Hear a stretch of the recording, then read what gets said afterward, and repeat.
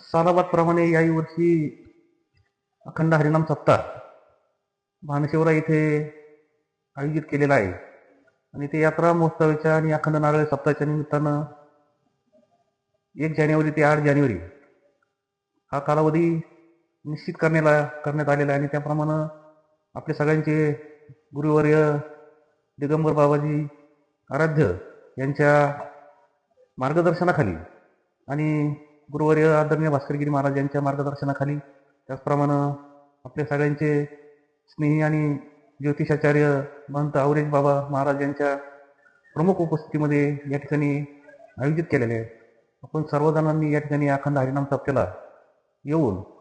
त्या ठिकाणी या यात्रा महोत्सवाचं या ठिकाणी आपण सगळ्यांनी यावं आणि